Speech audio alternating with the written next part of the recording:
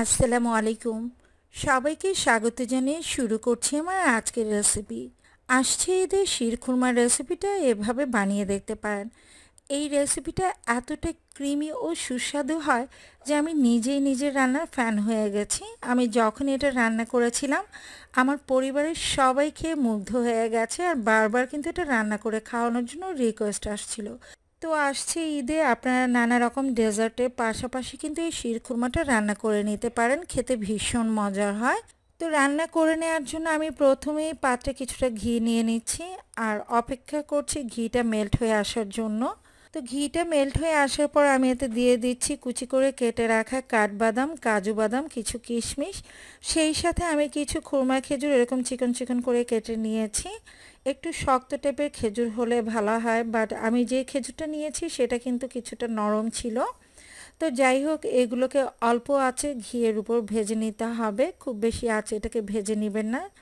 যদি বেশি আঁচে ভেজে নিতে চান সেই ক্ষেত্রে দেখা যাবে যে বাদাম কুচিগুলো পুড়ে যাবে, তখন কিন্তু এই শিরখুরমাটা খেতে একদমই ভালো লাগবে না। অল্প আঁচে নেড়ে চেড়ে এটাকে ভেজে তুলে নিতে হবে। তো আমার এটা ভাজা হয়ে গেছে, আমি এই পর্যায়ে এই কিশমিশ আর কাজু ও কাঠবাদাম কুচিটাকে তুলে নিচ্ছি। আবারও পাত্রে কিছুটা ঘি দিয়ে দিচ্ছি আর সেই সাথে দিয়ে দিচ্ছি আমি এখানে টুকরো করে নেওয়া সেমাই। আমি একটা প্যাকেটের অর্ধেকটা সেমাই নিয়েছি, তো প্যাকেটে মোট 200 গ্রামের মতো ছিল, সেখান থেকে আমি অর্ধেকটা নিয়েছি, তার মানে আমি 100 গ্রামের মতো নিয়েছি। আর এরকম ছোট ছোট টুকরো করেই কিন্তু সেমাইটাকে ভেজে নিতে হবে, তা না হলে দেখা যাবে যে ভাজতে গেলে অসুবিধা হবে। অল্প আঁচে এটাকে নেড়ে চেড়ে ঘিয়ের উপর ভেজে নিতে হবে। তো চুলার আঁচ একদম কমিয়ে নিয়ে এটাকে ভেজে নিতে হবে লালচে করে। সেমাইটা যত ভালোভাবে ভাজা হবে এই শিরখুরমাটা খেতে কিন্তু ততটাই টেস্টি হবে। তো আমি বেশ কিছুটা সময় এটাকে উল্টে পাল্টে ভেজে নিয়েছি। এ পর্যায়ে আমি খুব দ্রুত সেমাইটাকে অন্য পাত্রে ট্রান্সফার করে নিব। তো আমি নামিয়ে নিচ্ছি। এবার শিরখুরমাটা রান্না করে নিব, সেই জন্য আমি পাত্রে নিয়ে নিচ্ছি এখানে 1.5 লিটারের মতো গরুর দুধ। এবার এতে দিয়ে দিচ্ছি আমি হাফ কাপ পরিমাণ গুঁড়ো দুধ, আর এই গুঁড়ো দুধ দেওয়ার কারণে কিন্তু দুধটা অনেকটাই ঘন হবে আর এটা বেশ ক্রিমিও হবে খেতে। মিষ্টির জন্য আমি দিয়ে দিচ্ছি এখানে হাফ কাপ পরিমাণ চিনি, আর মিষ্টিটা যার যা পছন্দ মতো বাড়িয়ে বা কমিয়ে নিতে পারেন। দিয়ে দিচ্ছি একদম চিমটি পরিমাণ লবণ। মিষ্টি খাবার একটু ব্যালেন্স করার জন্য আমি লবণটা দিয়েছি, কেউ যদি পছন্দ না করেন সেই ক্ষেত্রে স্কিপ করে যেতে পারেন।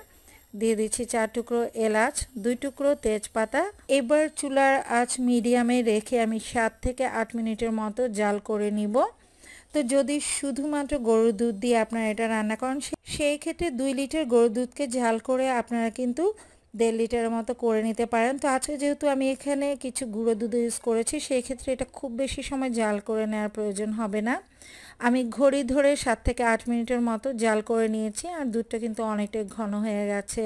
এবার এতে দিয়ে দিচ্ছি ভেজে রাখা সেই সেমাই দিয়ে জাস্ট 2 থেকে 3 মিনিট এটাকে রান্না করব। সেমাইগুলো সেদ্ধ হয়ে এলে দিয়ে দিচ্ছি আমি এতে 1/3 কাপ পরিমাণ কনডেন্স মিল্ক।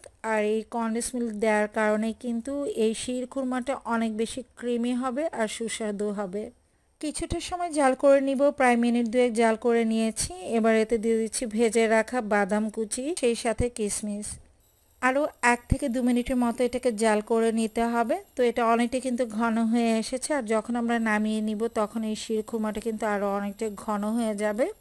তো নামিয়ে নেওয়ার ঠিক আগ মুহূর্তে আমি এতে দিয়ে দিচ্ছি 1 টেবিল চামচ পরিমাণ ঘি দিয়ে জাস্ট নেড়েচেড়ে মিক্স করে এটাকে নামিয়ে নিতে হবে। তো আমি শিরখুরমাটাকে ঠান্ডা হয়ে যাওয়ার পর সার্ভ করে নিচ্ছি, আর দেখতে পাচ্ছেন এটা কতটা ক্রিমি হয়েছে আর অনেকটা কিন্তু ঘন হয়ে গেছে ঠান্ডা হয়ে যাওয়ার পর। তো আসছে ঈদের নানা রকম ডেজার্টের পাশাপাশি এই ডেজার্টটা তৈরি করে নিতে পারেন। আই হোপ সকলের কাছে ভীষণ ভালো লাগবে। রেসিপি ভালো লেগে থাকলে প্লিজ লাইক, কমেন্ট এবং শেয়ার করে দিবেন। যদি আমার ফেসবুক পেজ থেকে রেসিপিটি দেখে থাকেন তাহলে প্লিজ পেজটাকে ফলো করে দিবেন। নিত্য নতুন আপডেট রেসিপি পেতে চ্যানেলটির সাথেই থাকুন। আজকের মতো এখানে বিদায় নিয়ে নিচ্ছি। সবাই ভালো থাকবেন, সুস্থ থাকবেন। আল্লাহ হাফেজ।